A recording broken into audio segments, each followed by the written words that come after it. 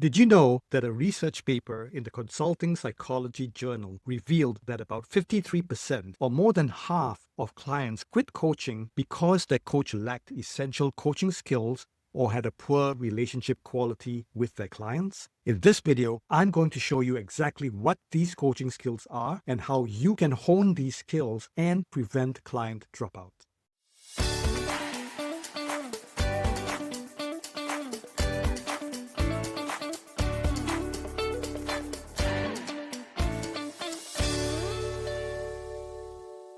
Hey coaches, welcome to CoachVantage. I'm Glenn Olivero, and on this channel, I help coaches like you run a thriving coaching business with actionable tactics, strategies, and insights. If you're new to this channel, hit that subscribe button and you'll get notified every time I drop an episode. I founded CoachVantage, an all-in-one coaching platform to help coaches manage and grow their business from one place. I've also published guides and resources to help coaches get clear about the tactics and strategies. And you can get a free copy of the 4-Pillar Strategy Guide for a thriving coaching business. Just use the link in the comments below. Now, let's dive into the 4 essential coaching skills your clients desperately need from you, even if they don't know it. These aren't just nice-to-have techniques. These are the fundamental skills that your clients are silently hoping you've mastered. Let me ask you something. Have you ever had a coaching session that just didn't click, where you felt like you and your coachee were speaking different languages and not connecting?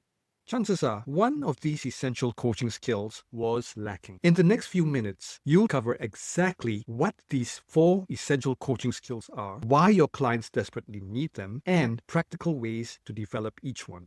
By the end of this video, you'll know exactly what your clients are hoping you'll bring to every coaching session. The truth is, many coaches focus on their knowledge or experience, but what clients actually need are these specific skills that create the conditions for their success. When these skills are missing, clients leave sessions feeling unheard, unchallenged, or unclear about their next steps. Let's start with the big picture and talk about the coaching skills landscape. The International Coaching Federation, or the ICF, has a well-known competency framework. In addition, organizations like the European Mentoring and Coaching Council, the Worldwide Association of Business Coaches, and the Center for Credentialing and Education all have their own perspectives on what makes a great coach. You look across these different organizations, you start seeing the same core skills showing up again and again. They might use different words or organize them differently, but the essentials remain consistent. So let's break down these universal skills that show up across the board. First up,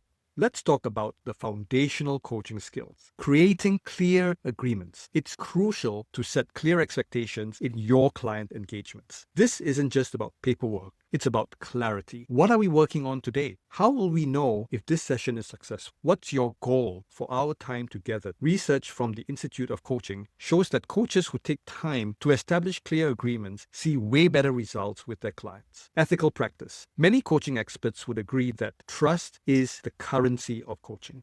This means confidentiality, appropriate boundaries, and knowing when someone needs a therapist instead of a coach. These aren't just nice to haves, they're absolute must-haves. Now let's talk about relationship skills. This is crucial because coaching happens within a relationship. The Center for Executive Coaching emphasizes that trust is built through consistency, competence, and caring. It's showing up fully, keeping your promises, and demonstrating genuine interest in your client's success. Dr. Brené Brown's research shows that trust is built in small moments, not grand gestures. It's remembering what your client said in the last session, following up on their wins, and being their genuine champion. That's why coaching platforms like CoachVantage can be very useful in helping you build trust with your clients. In the CoachVantage platform, for example, you and your clients can easily take session notes and reference them at any point in time quickly and easily. You can also save or print these session notes, helping you stay on top of things and at the tip of your fingers. Imagine how professional you'll look in the eyes of your client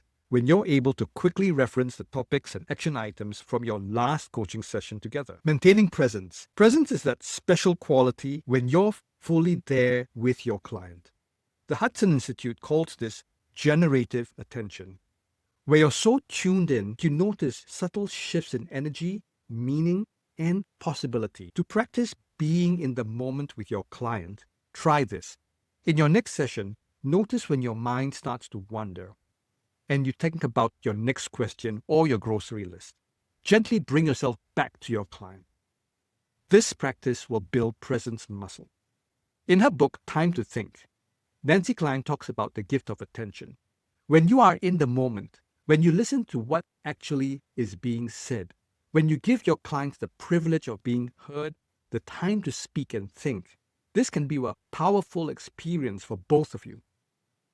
Though it sounds easy, maintaining presence is an important skill that you should master to build trust with your client. Before we get into more details about what you need to consider for your unique journey as a coach, are you starting to see the value of this information? If you're getting valuable insights and starting to get clear about the options available for your personal journey as a coach, it would mean a lot to me if you hit the like and subscribe button. Let's now explore the communication skills that make coaching conversations transformative. Active listening. Here again, I'd like to reference Nancy Klein's book, Time to Think, in which she says that the quality of your attention determines the quality of other people's thinking. That is huge. Let me say that again. The quality of your attention determines the quality of people's thinking. Active listening isn't just hearing words. It's tuning into what's being said, what's not being said, the emotions behind the words, the energy in the conversation. The Harvard Business Review found that executives rate listening as the number one skill they want in their coaches. As coaches, we need to refrain from interrupting or jumping to solutions, as this can make clients feel unheard or even misunderstood. Try this. In your next conversation, notice how often you're thinking about your response while the other person is still talking. That's not listening. That's waiting to talk. Silence is indeed a very powerful tool to elicit further responses, so be comfortable using silence. It's a powerful skill. Powerful questioning. Michael Bungay-Stanier, author of The Coaching Habit, says, stay curious a little longer, rush to action and advice a little more slowly. Powerful questions can open new possibilities, challenge assumptions, and look forward rather than backward. They are simple but deep. Here's a game changer. Research from the Coaches Training Institute shows that masterful coaches actually ask fewer questions than beginners, but the questions create bigger breakthroughs. Remember, it's about the quality of your questions and not about how many questions you're asking. Direct communication. The Association for Coaching emphasizes being clear, concise, and impactful with your communication. This means using your client's language and metaphors. Saying what you notice without judgment. Being willing to be direct when needed. As leadership coach Marshall Goldsmith says, simple, clear, and direct feedback is a gift. Now let's talk about the skills that can directly facilitate growth and change. Creating awareness. David Rock's research at the Neuro Leadership Institute shows that insight, those aha moments, light up different parts of the brain than analytical thinking. Great coaches create the conditions for insights by reflecting patterns back to clients, highlighting blind spots with compassion, and challenging limiting beliefs. As Sir John Whitmer, pioneer of the GROW model, puts it, coaching is unlocking people's potential to maximize their own performance. Creating awareness can create significant breakthroughs and propel your coaching relationship with your clients to the next level. Designing actions. Effective coaches help their clients to brainstorm possible actions, choose approaches that fit their style, plan for obstacles, start small for early wins. The International Coaching Federation emphasizes goal setting as core competency in coaching. It emphasizes a client-centered approach where the coach facilitates the client's journey towards their goals rather than providing direct advice or solutions. In the CoachVantage platform, you and your clients can easily set and track goals and easily review progress during your coaching sessions. All of your clients' goals and the progress they are making to achieve them is contained in one place. It helps clients stay organized and motivated towards achieving their goal. Helping clients take accountability. Various studies and research, including by the ICF, has shown that accountability increases goal achievement by up to 95%. But here's the key. It's not about policing your clients. Great coaches co-create accountability systems with clients, celebrate progress, not just completion, address breakdowns with curiosity, not judgment, and help clients develop their own inner accountability. Now that we've covered the 4 essential coaching skills, how do you go about effectively developing these skills? The good news is they can absolutely be learned and mastered. The International Association of Coaching suggests it takes about 100 hours of coaching to develop basic skills, around 500 hours to feel confident across most situations, and about 2,500 plus hours to reach mastery. Here's what works. Deliberate practice. Dr. Anders Ericsson's research shows that deliberate practice focused on specific skills with feedback is what builds expertise. Mentoring. Find an experienced coach to observe and give you feedback. The European Mentoring and Coaching Council found that mentored coaches develop skills much faster. Peer learning. Join or create a coaching circle where you practice with other coaches and give each other feedback. Supervision. This is common in Europe and growing in the US. Working with a coaching supervisor who helps you reflect on your practice. Record yourself. With permission, record your sessions and listen back.